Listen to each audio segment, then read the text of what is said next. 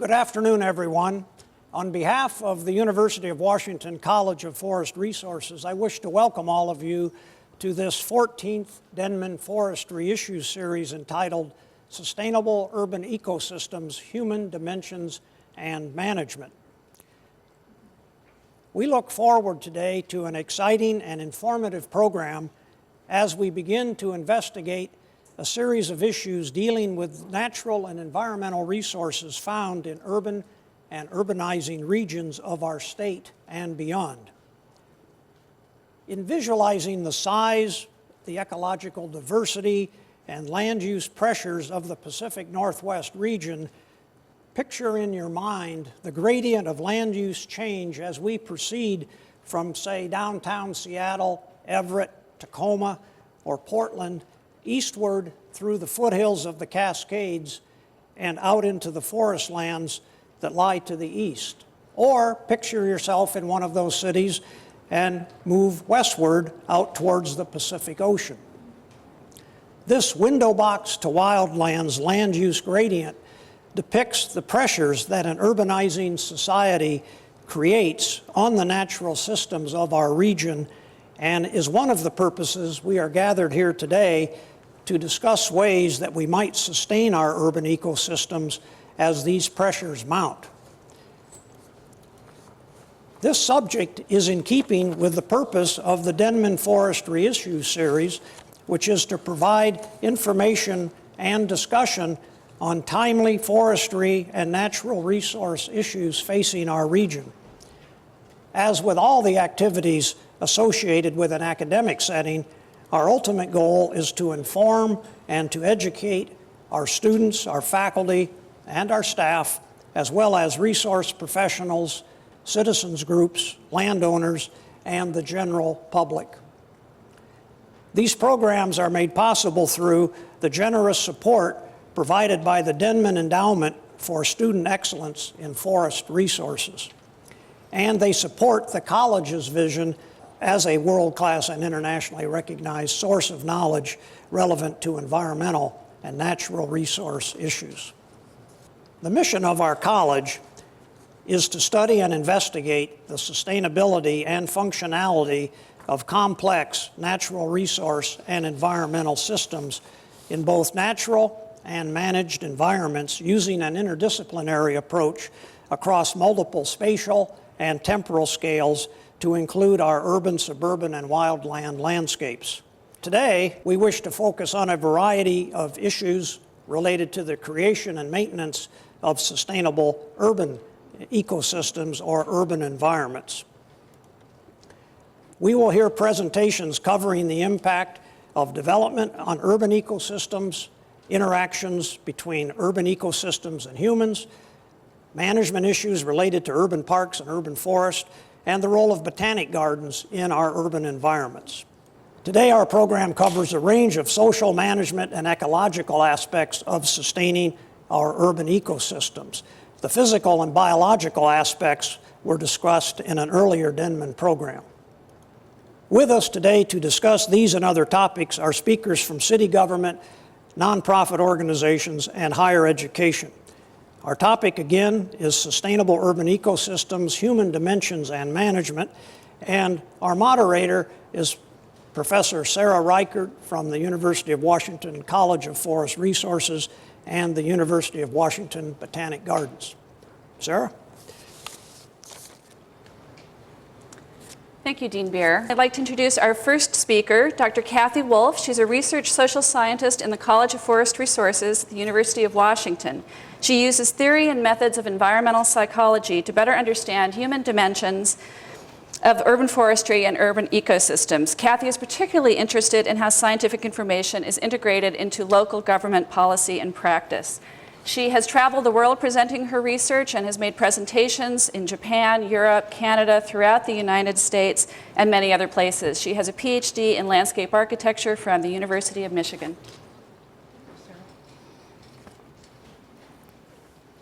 Hello, everyone. I have the privilege of kicking off this afternoon's event. We have a number of very interesting topics and speakers. My presentation is about the human dimensions of urban ecology. And I have a little under 20 minutes to cover something that is really a quite complex topic. When we consider urban ecology, we're talking about biophysical complexity, of course, but also psychosocial complexity. And where some of the other speakers this afternoon will be talking about how one manages, stewards, sustains urban ecology. I'll be talking a little bit more about why we do that, addressing the psychosocial dimensions. What are human dimensions? Well, there are a variety of topics that people have considered. These categories capture many of those: social benefits, values, including economics, stakeholders, users, environmental justice, and then individual perceptions, values, and attitudes. And combined, this sort of knowledge then can help inform and perhaps augment and improve the ways in which we manage our urban ecology and urban ecosystems. Who does this work? Well, there are a variety of social science disciplines. I'm embedded, or the work that I do is embedded in psychology. There are also social psychologists, sociologists, economists, political science, anthropology, and geography. So what we see here is a gradation of scale from understanding the individual's relationship to the environment and to urban ecology, scaling up to communities, societies, government entities, and ultimately our entire planet. Why is this important? Well, I sense that many of you in this room already know why it's important. So I'm hoping that you'll glean something, some new ideas, some new thoughts about all this as I'm speaking. But in many instances, when we go to decision makers, when we go to policy discussions, there's not necessarily the depth of understanding about the importance of these sorts of issues. So having this sort of information, having these sorts of scientific outcomes tend to or could better inform our decision making as a society. And what we need to do is think of these things as comprehensive systems. So urban ecology is not a site-by-site sort of activity or site-by-site sort of management. But in order to achieve the benefits, the environmental services, the human services afforded by ecological systems, we have to look at the big picture. And a number of the speakers this afternoon will be talking about that. So what I'm going to do in this brief amount of time is kind of break out these topics into two dimensions. One is this idea of eco-origin. So when we're talking about urban ecosystems, in some instances we're talking about remnant patches of our native environment. And we're very fortunate here in the Northwest to still have some of that within our cities. There are other cities in the country and indeed around the world that no longer have significant native nature elements within their confines. And then we move to constructed nature, those places that would not be there if it were not for human activity or human agency or human intent. And across those then, there is a range of human experience, from the passive, from us walking out into a place during a break and enjoying the plant materials, the outdoor spaces, to those people, volunteers, people who engage in urban ecology within their neighborhoods and communities. So eco-origin, just to sort of prompt some thoughts about what is urban ecology. And within environmental psychology, there's a bit of literature about this. How do we perceive nature? What is nature? What is its meaning for us? So here are a few images to kind of nudge some thought about those things. Urban forests, urban riparian areas. Again, these are some of those patch remnant areas. This picture was taken near my home. And it's probably third growth forest. But nonetheless, the plant associations and the composition of this ecosystem are very similar to what we find or did find in many of our Northwest lowland forests. But urban forests can and do, we now know from a scientific basis, can and do generate similar services as do those remnant forests. So things such as water quality, air quality, stormwater management, Trees don't know whether they're in a park like this or whether they're in a native forest as far as generating ecosystem services. May differ in kind, may differ in quantity, but still valued for what they provide for society. And some wonderful restoration work going on. This is in central Washington near Ellensburg on the Central Washington University campus. So this is a plaza area designed for stormwater management as well as to let the students come to understand a little bit more about the native ecology of the central part of the state, including the geology as well. You may recognize this. If you're like me, you spend a lot of money at REI. And it's remarkable how that landscape has grown in a relatively small amount of months, days, years. And so we see, here's an example that with intention and probably a good bit of capital, you can create urban ecosystems and urban ecological functions within our cities. Pierce County is doing some interesting work at Chambers Creek. This presents perhaps some of our greatest challenge, and that is impervious surface. This amount of asphalt is collecting water. Where does it go? Well, traditionally it has gone into a pipe and moved very quickly away from the site into other locations. But in this instance, and others like it around the region, stormwater management is happening on site. So water is being collected in these spaces and moved through a series of artificial wetlands, most of the water being collected and reabsorbed on site. And that sort of ecological function can even happen in very formal landscapes. So this small courtyard within this residential area may not be able to see clearly, but there are depressions within these plantings, rain gardens then, that collect water and are designed to provide absorption and taking that water back into the groundwater, into the soil systems. I'm really enjoying seeing this as I travel around, where we have typically thought about urban ecology as that which is in the soil and on the land. We are seeing in cities, particularly those that have very high residential density, vertical forests. So where we talk about forest structure in a traditional sense of the various layers of vegetation that one would find, say, within a coniferous forest, what we're seeing in some cities is vertical forest structure, so that there are planting spaces engineered into the buildings, into parking structures, and we're finding then those ecological services being provided as well as amenity values and aesthetics as you move through different parts of the buildings or a complex. One of the best examples here, we have a prairie, a restoration planting on the top of the City Hall of the City of Chicago.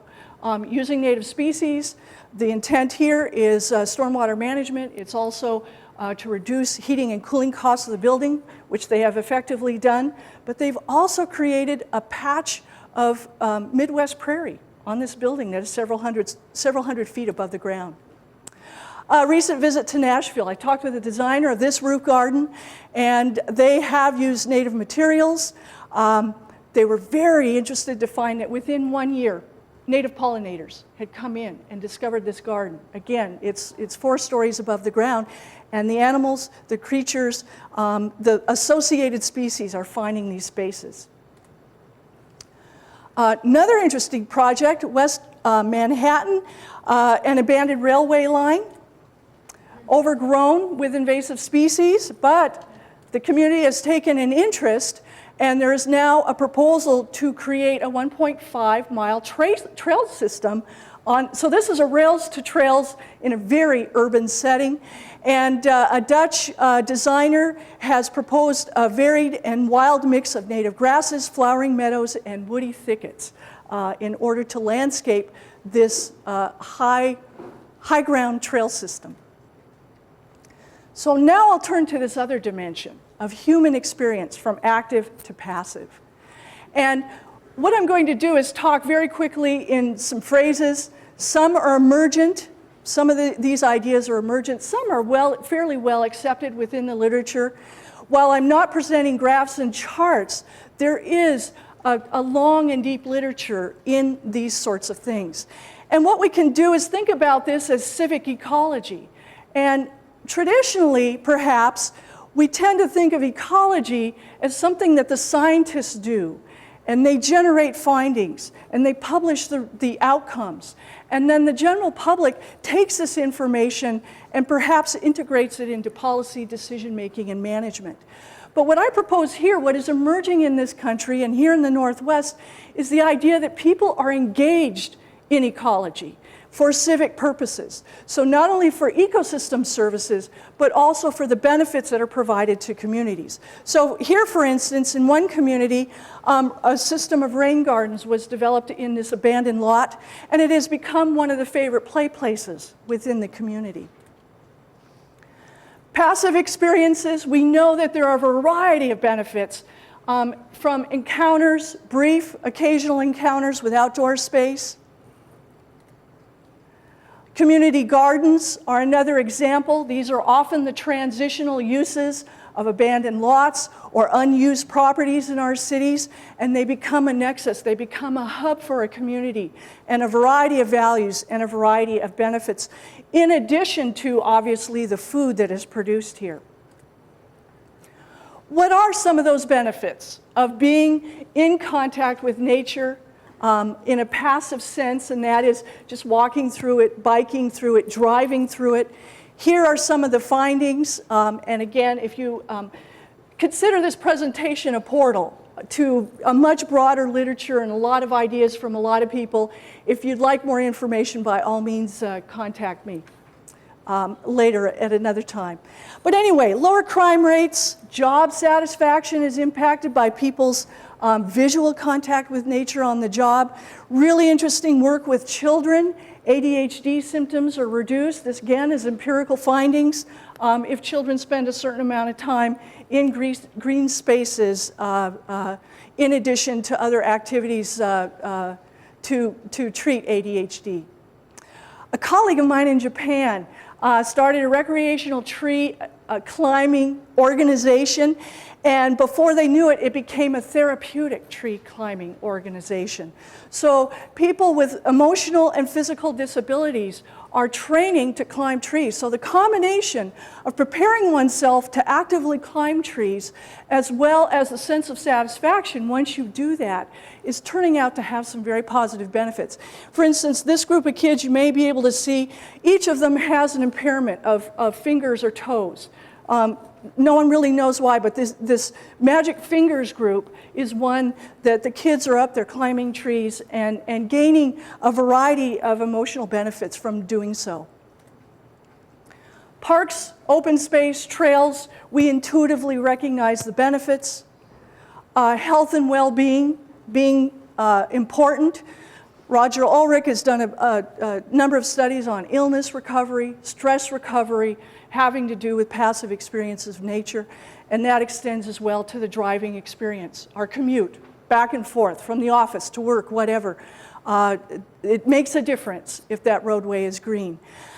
Walkability. Studies are now appearing, Centers for Disease Control, NIH, studies are starting to appear, and here as well, within our urban ecology program, that having green environments is an inducement or a motivation to get out and walk. Placing the sidewalk is one thing, but building it may not necessarily bring them to it. You've also got to have an environment that favors or is favorable for walking. This is important stuff. I mean, we're talking about a really moderate amount of recommended daily activity, which people in the United States generally are not achieving. And that is then generating great costs for our society. Turn now to more active involvement with nature. Earth Corps is an organization, a nonprofit here in the city of Seattle that enables young people from K through 12 to post baccalaureate to get involved in restoration projects.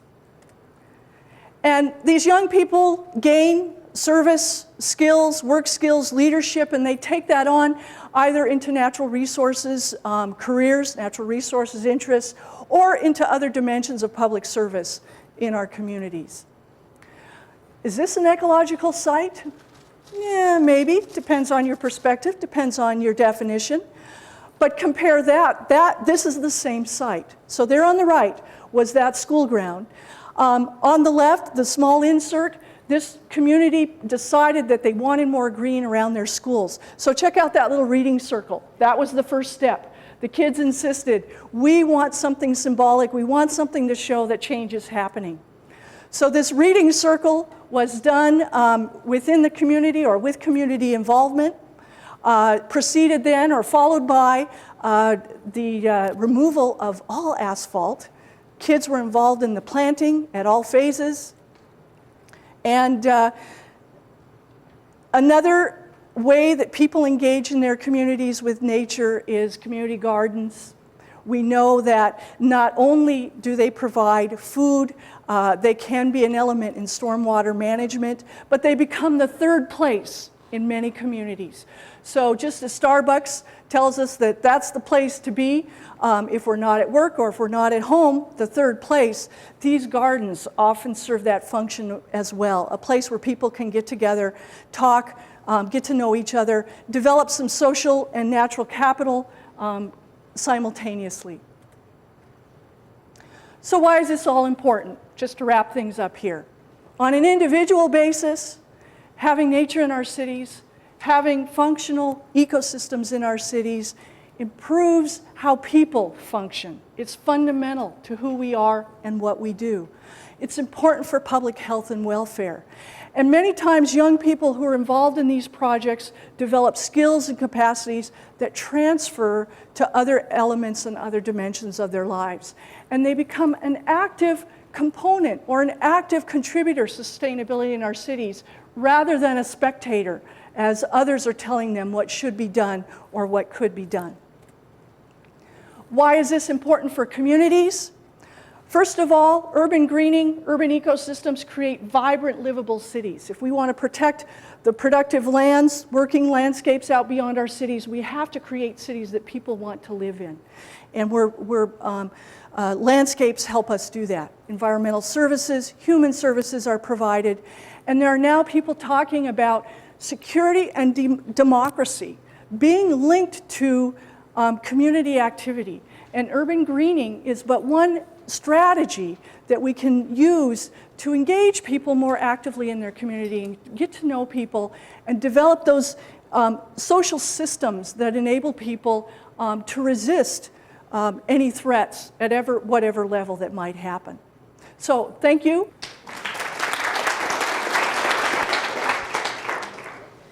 Our next speaker will be Professor Marina Alberti. She's an associate professor of urban environmental planning in the Department of Urban Design and Planning at the University of Washington. Her research interests are on the impacts of alternative urban development patterns on ecosystem dynamics. She also directs the interdisciplinary PhD program in urban design and planning and the Urban Ecology Research Laboratory. Her PhD is in urban design and planning from the Massachusetts Institute of Technology. I'd like to start by reminding us that the extraordinary impact of urbanization on planet Earth has been made visible from space by this picture that is very well known. And several years ago, NASA took this satellite picture of night lights, which represents very clearly the enormous and dramatic impact that urbanization is having on the planet. What is less known is the pace with which we, as humans, are transforming the landscape. And this is the Central Puget Sound. So this simulation represents the land transformation over the last 100 years. We built these simulations using year-built data that are available for several counties in Puget Sound, and those are the Central Puget Sound counties, including Snohomish, King, Kitsap, and Pierce. And as you know, the Central Puget Sound currently houses more than 3.4 million people, and it is expected to reach 4.7 million people by 2030. So if people are here to stay, or more people are coming, the question that we are asking is how we can develop patterns that are more sustainable. So in this presentation, what I'll try to do is to propose that the pattern that we see in the landscape are evolved from the interactions among multiple agents and decisions that as people businesses, governments make, and the way in which those interact with the infrastructure that we build, including the transportation, the water, the sewer, and energy infrastructure, and the emerging patterns affect ecosystem processes through multiple mechanisms, including the generation and emission waste, the conversion of land, the use of resources, the demand of resources. Ultimately, though, those changes have a feedback on the decisions and of people and their well-being. Now, there is a large and increasing body of literature on how urbanization and urban patterns affect ecosystem functions through a number of mechanisms, if you want, stressors, such as habitat fragmentation or impervious surfaces, replacement of the riparian vegetation, and how those change the primary productivity of the region and the hydrology, the biodiversity. And those are simply some examples. But as I said, the literature is definitely increasing. What is less known is the linkages between the interactions between the human and ecological functions. So in this presentation, what I am proposing is that urban landscape patterns are actually emerging from the interaction between what we call human functions, and meaning the housing, accessibility, natural amenities, the functions that we have as humans, and ecological functions, such as forest functions, biodiversity, hydrology, nutrient cycling. Those coexist in an urbanizing region. And in my lab, we're interested in understanding the dynamic interactions among ecological and human functions, how those form urban patterns, and then how those emerging patterns affect the ability to maintain ecological and human functions in urbanizing region. We are interested in studying 4 patterns. Primarily, those are dimensions, if we want, not really metrics of those patterns. The density, heterogeneity, connectivity, and form of the urban landscape. And we hypothesized that those patterns have specific ecological signatures that are, if we are able to extract what are those landscape configuration and compositions that are represented by those different patterns. We extracted from parcel data associated with land use and sampled those different land use and extracted the characteristics of the landscapes within those different patterns to see whether we were able to actually discriminate the landscape configuration and compositions of those different patterns, with the objective of learning on how to incorporate that knowledge in making those patterns more sustainable. Now, to articulate this hypothesis, I'd like to show some empirical work that we have done in my lab with a team of multiple scientists, and primarily building on a framework that we have developed and in which we identify there are a relationship between drivers of those patterns and the patterns in interaction with the processes generate certain effects, and ultimately how those effects modify our patterns. More in detail, I can say that we consider drivers of landscape patterns, both demographics, urbanization, technology, human patterns, but also human drivers, but also climate change technology. And simultaneously, those drivers generate patterns that are both biophysical as well as human development patterns. And they interact with hydrological, climate, nutrient cycling, and other biophysical processes and generate certain effect. One example would be to say that population growth and the location choice that people make with respect to where they prefer to live ultimately generate certain landscape patterns, and they interact, and therefore different building footprints and different infrastructures that lead to increased runoff, and how increased runoff or replacement of the riparian vegetation may impact fish habitat, and how then ultimately fish habitat and the consequences of decline in the fish population may actually generate impact on the regulation of land use. We're interested in understanding those interactions, and I'll focus on three major ecosystem functions. In urban ecosystems, I think that ecosystem functions, again, include human and ecological functions. And I focus on those three functions to show some empirical results.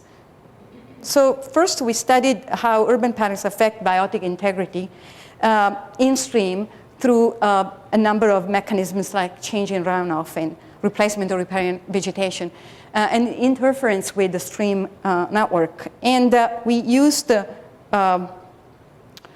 Benthic Index of Biotic Integrity, which is an index that was developed at Jim Carr here at the University of Washington, and which is known as a comprehensive index for measuring stream health. And we selected 42 basins, sub-basins of variable and different patterns of urbanization from points where we had associated Benthic Index of Biotic Integrity values. And we also developed this analysis at multiple scale across several areas in central Puget Sound. And first of all, we did confirm what other had already shown, which is that the increase in impervious surface generate altered hydrological and therefore ecological conditions. BI declines as the percent total impervious area increases. The same is true for the reverse. The Benthic Index of Biotic Integrity and therefore the quality of streams increases in basins where we have a greater amount of forest cover.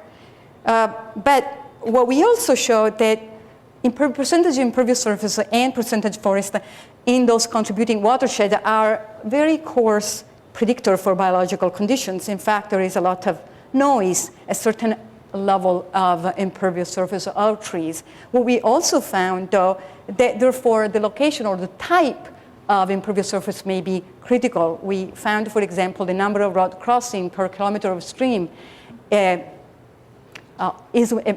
probably the best predictor of ecological conditions, biotic condition in the stream. Also, we found that the aggregation, we use the aggregation index as a metric for measuring the adjacencies or aggregation of impervious surface, is a good predictor of the decline in the conditions of the stream, as well as the aggregation of forest, of course, is the reverse. So more compact patches of forest are a good predictor for better conditions in the stream. We also looked at the impact of patterns on songbirds, and John Marsleff, you may have already met him in these lectures, is part of this team, and he has led part of the research where we studied the impact of urban patterns on ecological conditions, on bird diversity through mechanisms such as the change in habitat and change in food sources, as well as nest predation, etc. And we selected also, there are 54 study sites stratified by dominant land cover and other different patterns of land cover.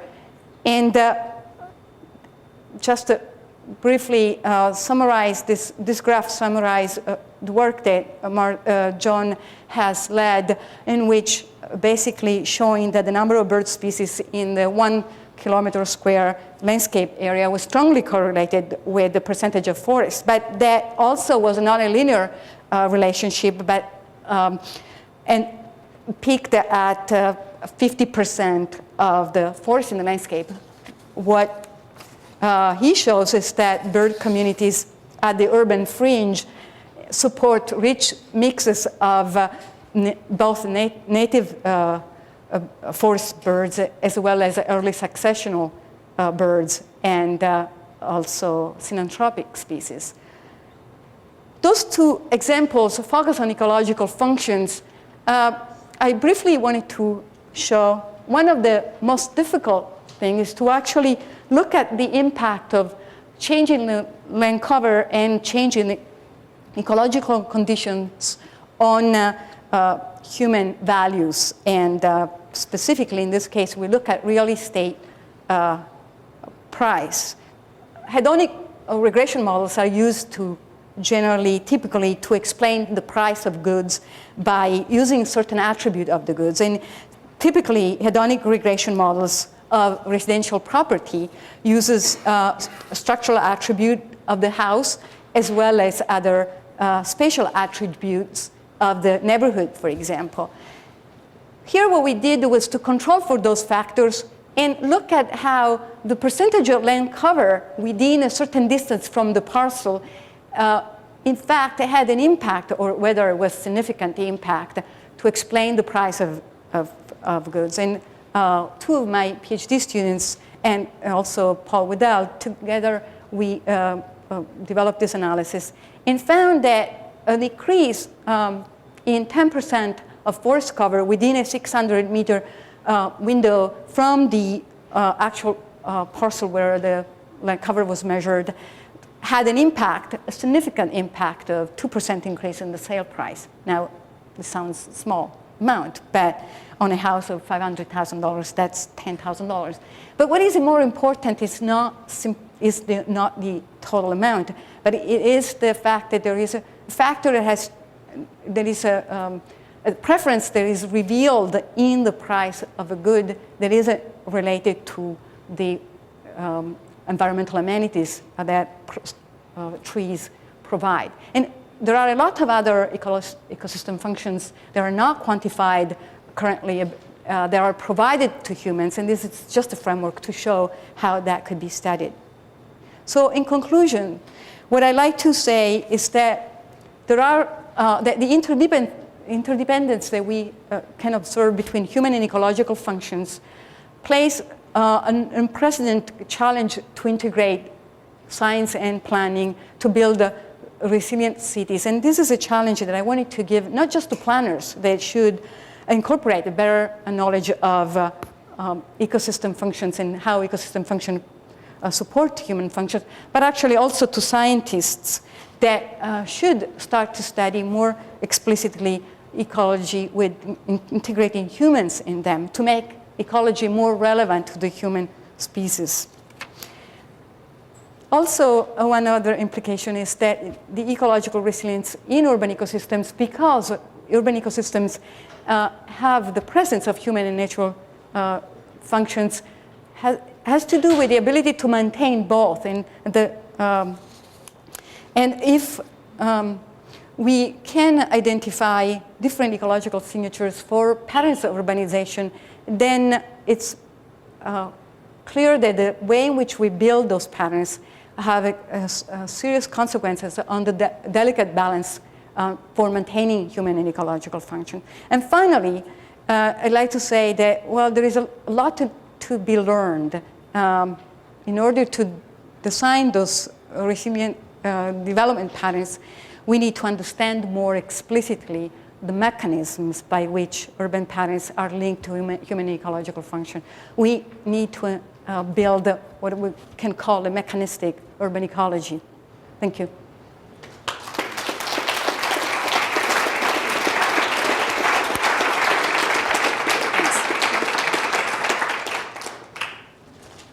Well, our last speaker will be Professor David Mabberley. Professor Mabberley is a professor at the University of Washington College of Forest Resources and is director of the University of Washington Botanic Gardens, which comprises the Washington Park Arboretum, the Center for Urban Horticulture, the Elizabeth C. Miller Library, the Otis Douglas Hyde Herbarium, and the Union Bay Natural Area. His research interests include plant systematics and ecology, the study of economic plants, and the importance of 19th century horticulture in the scientific process.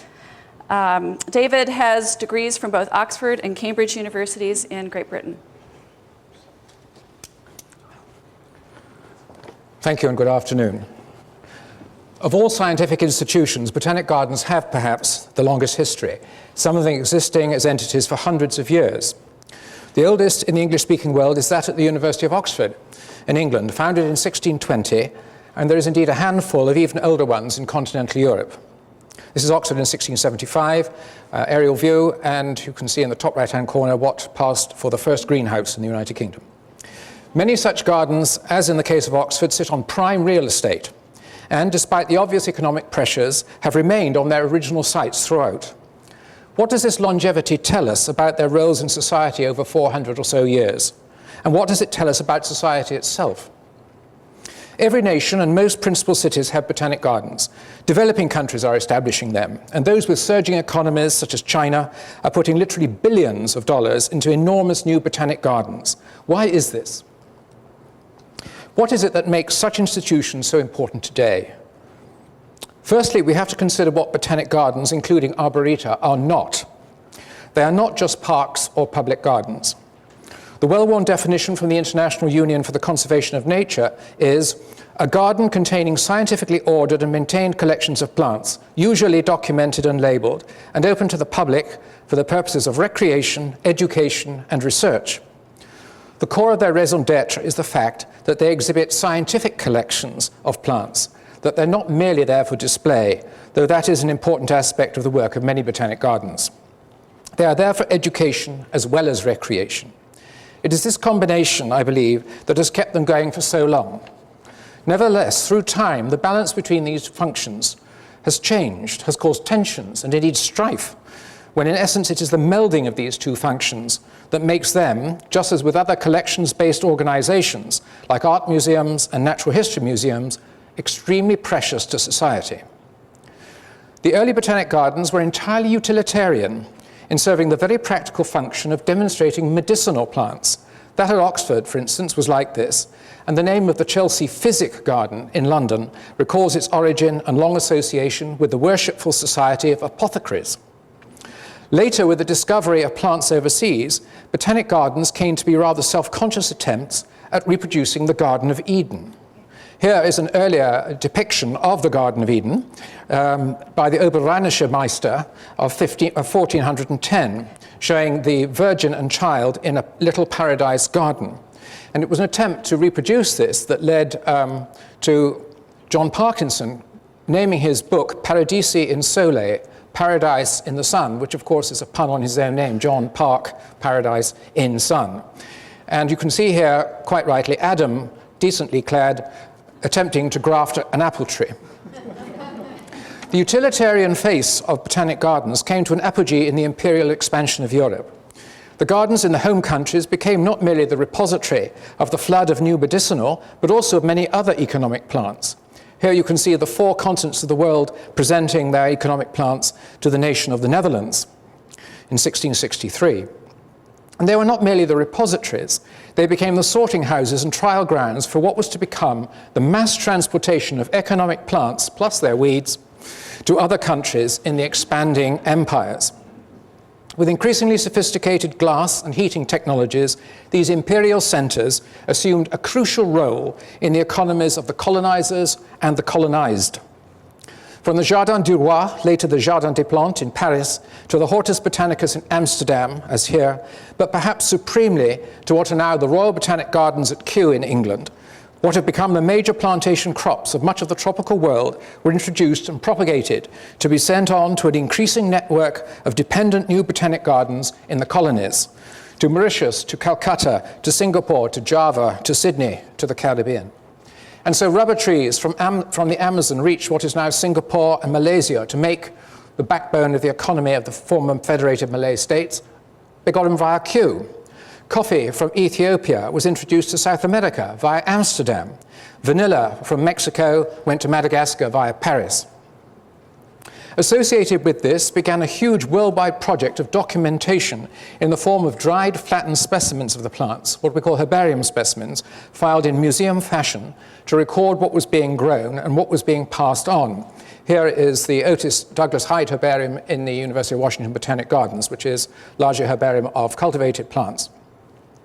It is remarkably convenient for us, then, that the natural support tissues and defense compounds of land plants allow them to be preserved in this way. Lignin, cellulose, and tannins make for long-lasting specimens, something that was noted 500 years ago when the first herbarium was made in Italy, though the pressing of certain plants and the inserting of them in books to keep out insects had been known long before in China, for instance. Beginning as documenting and then accumulating private herbaria on top, these largely from private collectors or of cabinets of curiosities, as they called them, these public herbarium collections began to represent records of the flora of the world, just as the grounds and greenhouses of botanic gardens were beginning to display increasingly plants for their own sakes. The sophistication associated with growing plants for their own sakes has been intrinsic in many societies, notably China and Japan, but also in the great civilizations of Central America and even the societies of the Western Pacific. With increasing leisure in Western countries and the rise of both private and public ornamental horticulture, working men's flower clubs, royal pleasure grounds, and the importance of civic town planning, especially the provision of public parks, which we've been hearing about, as society became increasingly urbanized and disconnected from the countryside, botanic gardens moved into this new area too. And as the colonies gained independence, they often established their own new gardens, just like those in the home countries. So those gardens were founded with a display, public education, and to a lesser extent, trial ground function from the start. The result is that today there is an international network of some 2,500 botanic gardens of scientifically named and documented plants arranged for education and pleasure, while the trials function has largely been moved to research stations devoted to particular types of crop plants. The modern botanic gardens often have substantial herbaria and libraries as resources. They are often supported by private as well as public funding, increasingly in the Western world, of course, with private funding, and an array of support groups with varying independence of the gardens themselves. Recent surveys of people and botanic gardens show similar patterns all over the world. For example, a survey a couple of years ago of people attending cultural venues in Australia showed that 38.5% of the population, 38.5% of the population visited botanic gardens. This compares with 22.3% visiting art museums and 77.7% attending classical concerts. And it is only surpassed by the 62% going to the cinema and 44% attending sports events. At the Royal Botanic Gardens, Sydney, for example, there are 3 million visitors every year, and more than 70% of those are repeat visitors, 50% of them coming back once a month or so. Of these, 21% were said to be seeking relaxation, 18% peace and tranquility. And such results are typical of surveys conducted all around the world. As St. Thomas Aquinas wrote, "You change people by delight, you change people by pleasure." So relaxed visitors are more receptive to overt or subtle messages. Typically, 91% of visitors and 83% of the general population feel that botanic gardens should provide information about plants. 71% believe they should be promoting the need for conservation. 67% say that they should be providing education about plants and about the environment in general. There is thus a huge market for these issues. The challenge, therefore, is how to make the green wallpaper created by the living collections tell a story in botanic gardens. Indeed, the importance of public education about plants is increasing as school and university curricula become apparently inexorably depleted of plant content. This is an international phenomenon. University departments of botany become amalgamated with others, so that in some universities the plant voice has become lost altogether. With human fascination with technology and its applications in biological science, there has inevitably become a crowding in of studies at the molecular end of the subject, part of this perhaps appeasing the physics envy felt by the so-called soft-ish sciences. Basic training in plant science seems old-fashioned by comparison, and there's only a certain amount of time, after all, for a student to absorb information and techniques. Although all this could be said of learning how to add up or subtract, and I would submit that plant sciences need the basic building blocks of a decent basic training in botany. Nonetheless, Modern botanic gardens have embraced, as here at the University of Washington, in collaboration with the Department of Biology, the very latest techniques in DNA analysis in elucidating the relationships between plants. In fact, this whole aspect of plant systematics has been revolutionized in recent years. Behind the gardens and the greenhouses, there's hard science going on. On top of this, long-lived institutions like botanic gardens are more readily able to deal with the long-term projects which are the subject of our symposium today, than are some short-lived, than many other short-lived research groups. And some plants, of course, notably trees, our focus, are, after all, long-lived organisms. Botanic gardens and arboreta can take a long view. However, I remember some years ago a particular head of a botany department in England bragging that for him, a plant was so much green extract in a bottle. Such clever remarks seem to me like Neronian fiddling when we consider the plight of the world's plants and indeed ecosystems in general. Botanic gardens, rather than science departments in the narrow sense, have therefore found themselves increasingly concerned with not merely educating people about conservation, but now actively practicing it in all kinds of ways. Today, their patiently accumulated scientific collections are becoming important repositories of biodiversity. Indeed, a botanic garden like that at Oxford, which is less than 3 acres in extent, or the Washington Park Arboretum here in Seattle, one of the world's greatest collections of trees. Here, for example, is an oak. We have here in Seattle the North America's most diverse collection of oak species. The Washington Park Arboretum, like the Oxford Botanic Garden, compared to vast tracts of so-called wild vegetation, they actually do contain greater biodiversity. Here, for example, is the best example of the maple collection at the Washington Park Arboretum. We have more taxa of maples than anywhere else in North America. And whilst we're bragging, we've also got the best collection of mountain ash. Now, increasingly, plants are being lost, of course, in their native habitats and survive only in cultivation. But this is not new. Ginkgos, the last of a long line of very diversified groups of ancient seed plants, survive only as a single species because they have been long cultivated for food and for veneration in China. Horticulture has long had a conservational side to it. And indeed, today, the world's botanic gardens grow over 30% of the world's known plant species. Some botanic gardens, like the University of Washington Botanic Gardens, have seed vaults. This is the Miller seed vault near this room. And these seed vaults hold propagules of species to hedge against species going extinct and to reintroduce plants into the wild when appropriate. This vault is part of an international network spearheaded by the Royal Botanic Gardens at Kew in its new role. One of many networks gardens belong to, notably Botanic Gardens Conservation International, to the more local American Public Gardens Association, which has a broader focus, including advocacy for the work of gardens under threat from development, for example. In 2004, at the Second World Botanic Gardens Congress, 20 goals arranged in focal areas, 20 goals for 2010 were adopted in support of the International Convention on Biological Diversity's Global Strategy for Plant Conservation, which was accepted by 188 governments. Among these is compiling, and we're at that basic stage, is compiling a working list of all known plant species. Associated with such conservation endeavors, there are, as here with our Rare Care program, not only education and sophisticated research programs, but also outreach. Indeed, the relationship with the horticultural public, and there's probably nowhere in the world with such a sophisticated horticultural public as here in the Pacific Northwest, it is indeed a two-way street, in that horticultural groups can bring to bear their long-accumulated skills in the advancement of both science and practical horticulture in botanic gardens.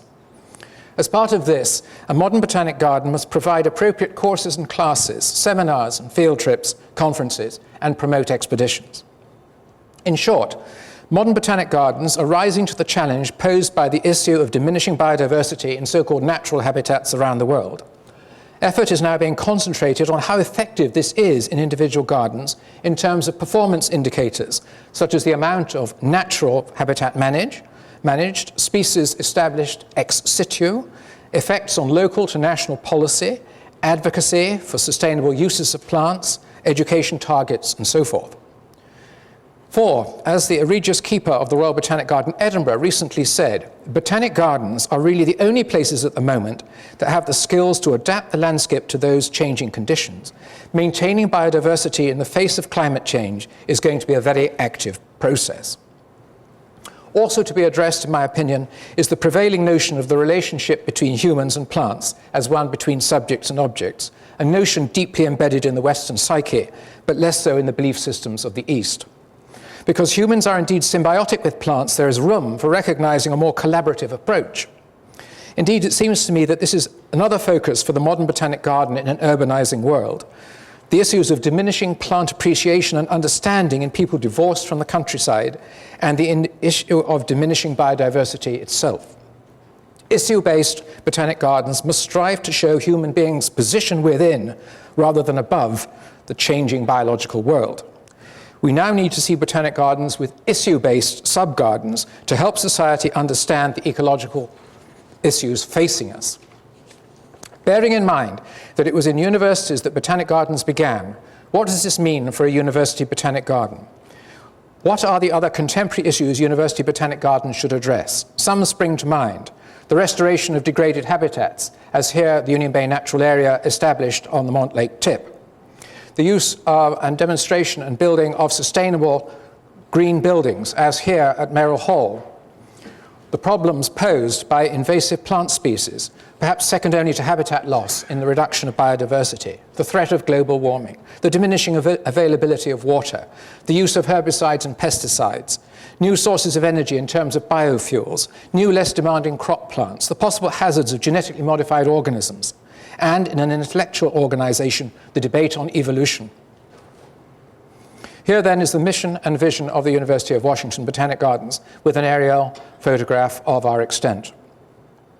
Many of the issues I have outlined can be addressed with plant displays in such gardens as ours, though they will be plant displays unlike any we have been familiar with in classical botanic gardens.